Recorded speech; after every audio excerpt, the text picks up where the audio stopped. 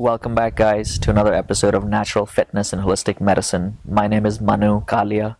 I'm a physical therapist and Ayurveda herbalist. And in today's episode, I wanted to answer a question that I've been getting asked a lot by a lot of you guys. And the question is about knee injuries and recovery after injuries. So I have some videos I put up in the past on some exercises as well as some instructions on what to do after injury and also for prevention. But I wanted to re-emphasize some key concepts. So I think this will be really helpful for a lot of you guys who have knee injuries or just want to look at preventing knee problems.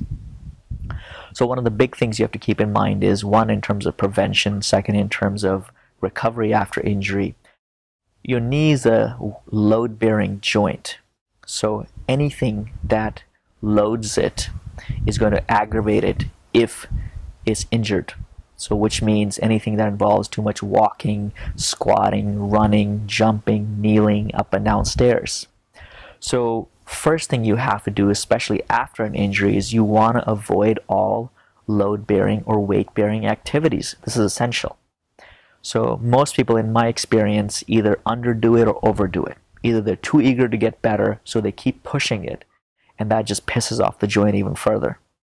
So the first thing you got to do is unload the joint, which means you have to walk or do certain load-bearing things for function. So if I got to go to the grocery store, I go to the grocery store and get what I need to get.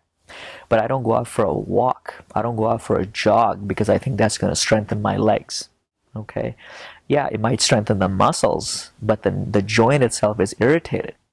Okay, so if there's pain in the joint, all it's going to do is it's going to have inhibition of the local muscles, meaning it'll just shut down the local muscles, and then they're not functioning and they won't support the joint as it is.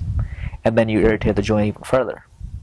So the first step is to unload the joint, which means you use a walker, you use crutches, you use a cane, you use a brace, you use an ACE bandage, anything to take the pressure off. Or for that matter, don't walk on it so much or don't load it so much.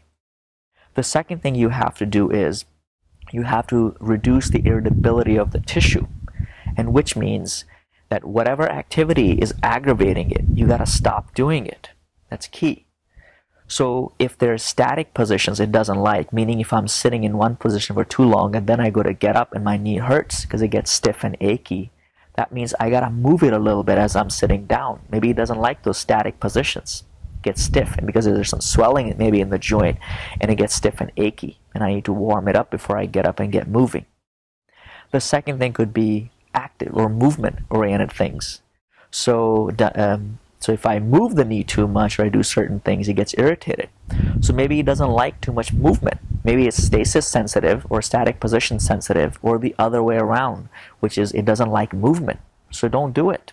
So stop doing as much movement. Or if it doesn't like static positions, you got to move it a little bit more. Okay. And the next thing you got to think about is you got to improve the circulation or flow of nutrition to that injured tissue.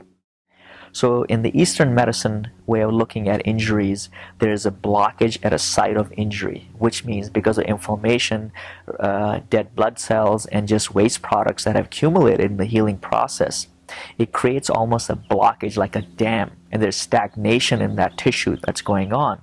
So there isn't flow of either blood flow or, for that matter, chi or prana or energy flowing in around that tissue or back and forth. So you got to open up that blockage while you're reducing the inflammation and reducing pain. So for that, massage of the tissue, for example, using heat around that tissue, for example, and taking herbal products or certain herbs and herbal formulations can be really helpful too, because they can help reduce the inflammation and pain, but not cause blockages, which will result in slowing down the healing process or possibly even just retarding the whole healing process. So internally and externally, so application, doing massage on the tissue and using heat to provide some circulation and blood flow in that tissue, and then internally reducing the inflammation, reducing the pain, and just opening up flow of blood flow and other fluids in that tissue to provide proper nutrition to that tissue so it heals better and heals faster. Okay.